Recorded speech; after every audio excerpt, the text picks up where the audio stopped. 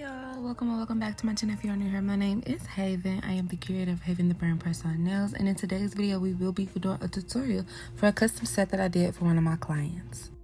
So she did send me an inspo pic, and I like to go ahead and draw out any like nail design that I'm about to do just to kind of help me like picture it better. We did end up changing a few of the things, but not too much. So these are the nail tips that I use. They're the TOMICCA nail tips. I got them on Amazon. I'll be sure to link as much as I can down in the description box for you guys in case you guys want to recreate this set yourself. So the index card I just showed just has like the different sizes for each finger that I use, because I do like to give out every size that the nail tips come in so that the client doesn't have any problem with sizing or finding a size that fits their nail beds properly. So first things first, I like to go in and buff the shine off the nails. You can either buff the shine off the nails or you can chemically etch the nails by putting acetone on the nails, but I prefer buffing the nails. I've been doing it ever since I started making press-on nails, so I'm just going to keep doing it. It works for me. So I just went ahead and buffed all the nails and removed the shine so that the polish has something to hold and stick to.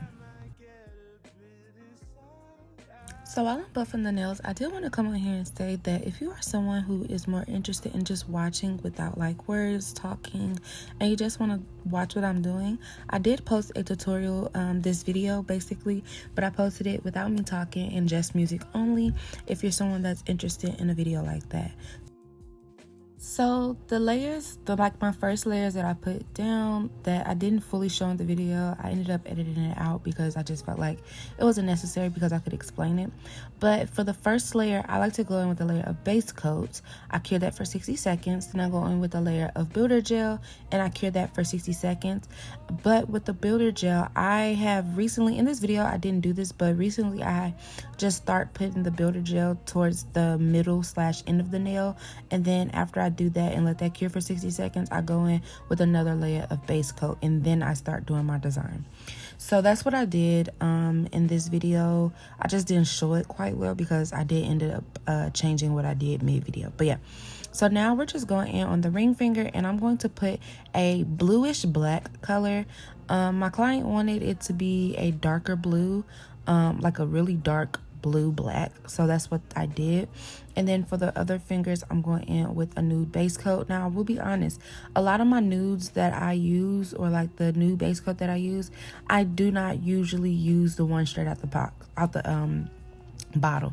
I usually go in and mix it, or I tend to like layer different nudes depending on what I'm feeling in the moment. Like, yeah, so like this bottle that I'm using right now is not actually that color. It's actually me mixing other colors together, and I just put it back in the bottle. So yeah, if you're interested in like finding different nudes, I will link some down below for you guys to like look at, because I do just buy them all off Amazon and mix them together because I just personally like my mixed nudes better. So I go ahead, put those layers down, and I cure that for 60 seconds. And yeah. Okay, so now I'm going to go in on the thumb and the middle finger and do a white French tip. Usually I will, before I do like any design, I like to file my nails. Like I'll wipe out. So what I'll do is I'll put my base layers down with the nude and all of that, and then on top of the nude I'll put down a layer of base coat, and then I'll wipe that down with alcohol. And once I wipe that down with alcohol, I'll go in and file the tips of the nails, just so like my French tips are like really as even as possible, and they're the height that I want them at, if that makes sense. So I don't know why I didn't do this in this video, but most of the time I do go in and file the tips of the nails before doing any design, just to make sure that I'm not putting them too high up for when I do file the edges, the tips of the nails, if that makes sense. Hopefully that does. But yeah, so I'm just going in and doing a French tip on the thumb and the middle finger. Doing French tips aren't that hard, but they are at the same time. Like, if you're a perfectionist like me, you will sit and try to do this French tip 10 different times. And I actually didn't do it 10 different times this time, which is great because it saves time. But yeah, so now I'm just going in, filling in that French tip after I go and do the smile line. And as you see, I keep going back and redoing it because, like I said, perfectionist, I want to make sure that it's as even and as neat as possible for my clients. So now we're going to go in on that middle finger and do the same thing. French tip it up, put the French tip down, and yeah.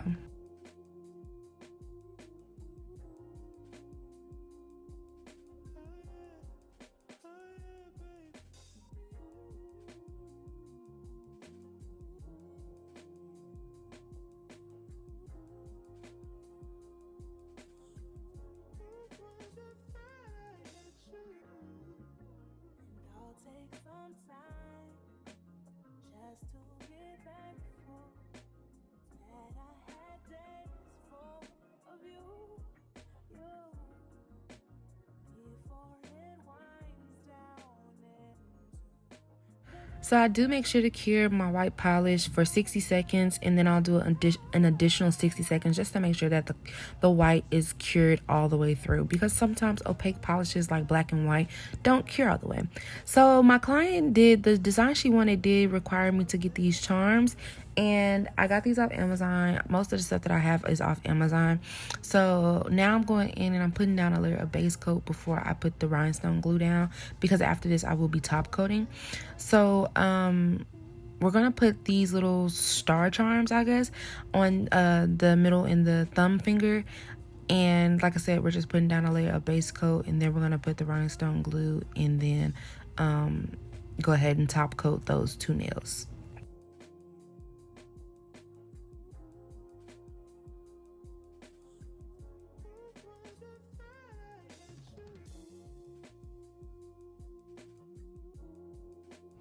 So for the rhinestone glue, I do use the McCart rhinestone glue. I've never had any issues with the nails, the charms popping off. And I really do like this. And this is also great for 3D lines. I use this as well. It's very versatile.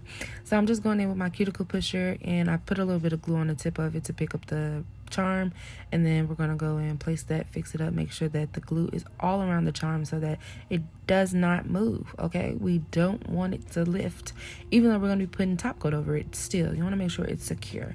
So I go ahead, cure that for 60 seconds. So now we're going to go ahead and do the airbrush designs. Now in my future videos, I will try to like do one finger at a time, so like you know what to do for each finger instead of like bouncing between fingers, because that's currently what I'm doing and I'm kind of confusing myself. But yeah, now we're going in with our airbrush machine, and I will say that I like to mix up the acetone with the polish. I don't do airbrush often, so I don't feel like I need to buy the alcohol inks.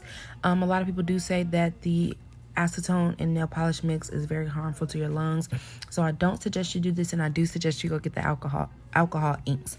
But as you can see, I just tested out the spray to make sure that the airbrush was coming out nice. And when doing this design, if you're going to be doing multiple nails like me, because like I said, I do give out each size, 2 of each size, you want to make sure that you're curing that airbrush design, because it will end up looking like this. As you can see, I messed it up and I didn't let it fully cure. So after you let that airbrush design cure, you want to put that in the lamp for 60 seconds and then put another layer of base coat so that you don't mess up the design, because you will. It won't cure all the way, and I believe it won't because of the acetone. So I just like to go ahead and put a layer of base coat on top of that before I do anything else, so that I do not mess up that flawless finish up. I can't even talk. The flawless finish of that airbrush design. So now we're going to go in on that ring finger, and we're going to lay down some rhinestone glue and put our cross charms. Like I said, I will try to link everything in the description box for you guys. And I'm just going in and moving it around, making sure it's not like, you know, tilted to one side too much or whatever. And I also like to go in and kind of make sure that the glue is everywhere that it needs to be. And we're going to put that in the lamp and cure that for 60 seconds. So I'm just wiping down this nail, I believe, because this is a chrome nail, if I'm not mistaken, y'all. I filmed this video a while ago in September, and it's now October 31st. So I don't remember exactly what I did, but yeah, we're just gonna go ahead and go with the flow, you know? Okay. So now that we are on the middle, no, we're on the index and the pinky finger. So for both of these fingers, you're going to be doing the same design, if I'm not mistaken. If not, we'll correct it when we get there. So I go in and I mixed up that blue-black color that I had, because why waste polish when you could just use whatever you got? So I mixed up that blue and black polish that I made with a little bit of top coat, because we're going to be doing a chrome design on this nail. So I went in and I just outlined the edge of the nail. And then we're going to take that rhinestone glue, and we're going to once again mix it with that blue black polish that I made, and we're going to make this the 3D lines, okay? And you'll see what I'm talking about once we put the chrome on. But you want to go ahead and mix that nice and good, and you want to move kind of quick when you're doing 3D lines, because the rhinestone glue, I'm so sorry, y'all. I don't know why I'm having such a bad time talking today. But you want to make sure that you're moving quick, because the rhinestone glue will start to settle.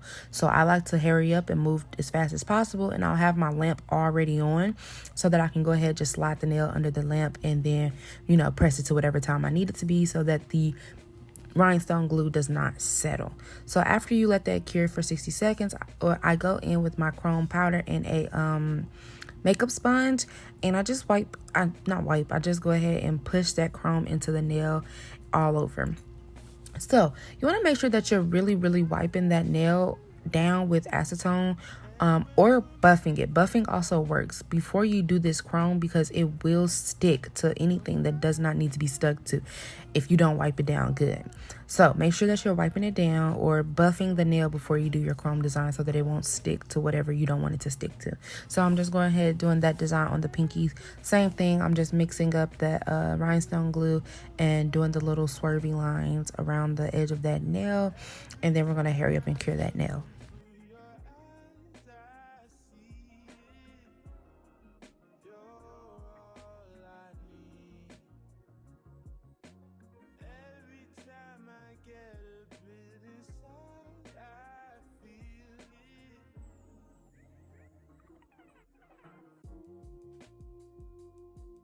So I do go in and I have a separate base coat that I use for when I use chrome, because sometimes that glittery stuff can get everywhere. Yes, I'm talking about the chrome. It can get all over the place if you don't like wipe off all of the excess. So I do have a separate chrome base coat that I use before I top coat my nails.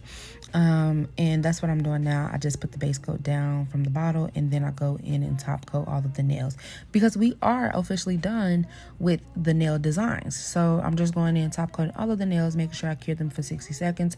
Most of the time I actually cure for 120 seconds just to make sure that that top coat is fully cured. When I polish over my charms, I do make sure to get all in the nook and crannies with the top coat because I, for one, don't want the charms to tarnish, and I also want the charms to be stuck in place, and I mean it. So yeah, I'm just going in, top coating everything, and making sure to cure for at least 60 seconds. But like I said, I like to cure for 120.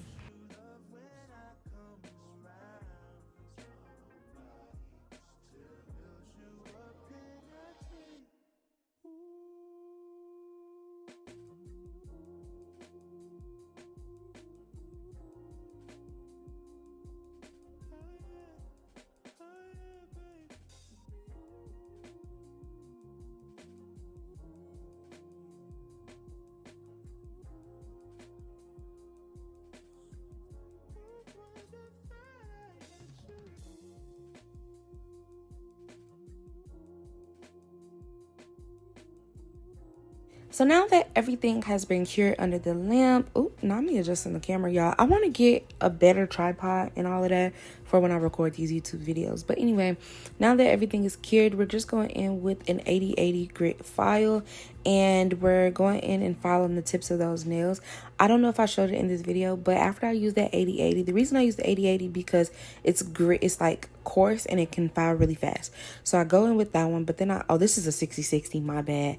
But I like to go in with a coarse file to file the tips, but then I also go in after using that and I use a 100 grit file to smooth out the roughness of the edges, if that makes sense. Because when you use a coarser grit, it's more rough, and I like to smooth out that roughness. So after I file the tips of the nails, I do like to etch the inside of the nails for my clients, just so that the glue has something to stick to. Because just remember that if it's slick, it will not stick. So I'm just going in and filing the insides of those nails. I am using the wrong drill bit. I did end up getting some smaller drill bits, but the regular sanding bands that I had were too big for like the pinky and the ring fingers, so I did have to use that drill bit. But as you can see now, I'm using a regular sanding band. I'm just going in and etching the insides of those nails.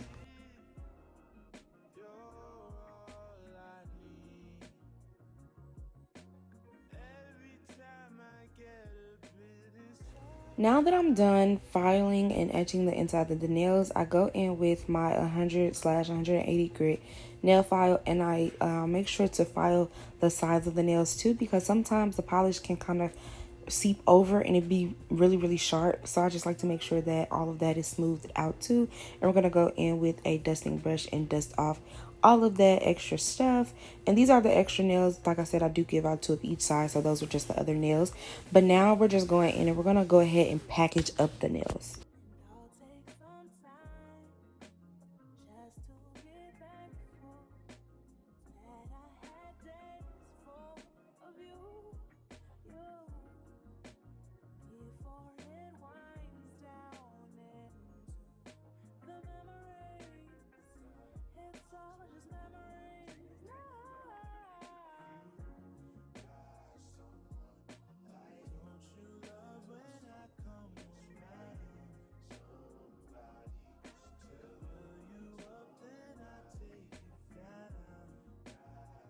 Okay, so after I get done sanding the insides of these nails, we go ahead and figure out which nails we want to go on the card. This part always takes me longer than what it needs to because I'm just sitting here trying to make sure, like, oh, does this look cute? Is this a cute way to put it on the nails? Da da da da.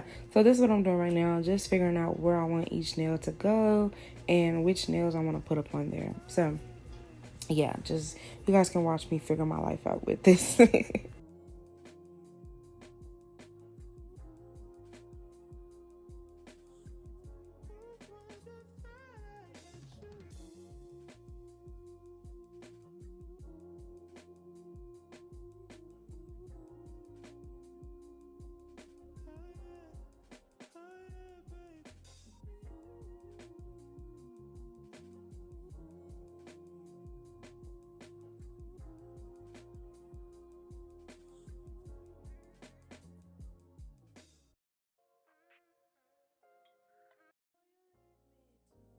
Okay, now that I've decided which nails I want to go on the card, I just go in with my dusting brush and I dust the insides of the nails.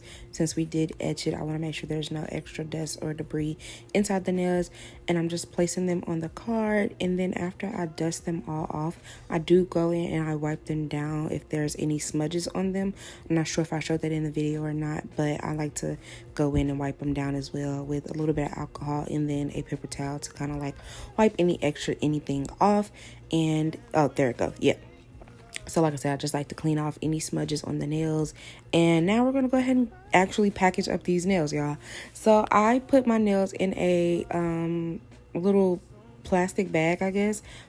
So, like I said, this was a custom order, so we do have to do all of the regular things that we do with custom orders.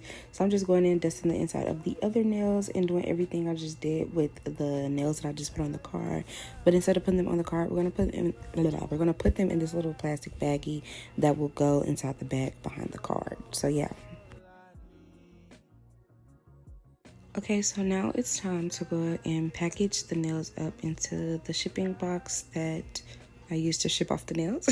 So I grabbed my little box and I'll remember, if I can't remember to link them in the description, I will.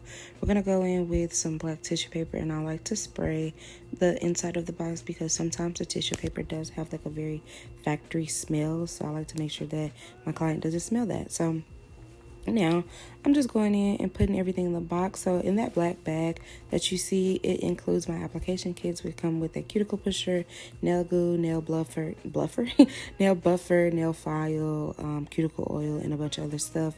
So yeah, now I'm just going in, wrapping up it like a little present.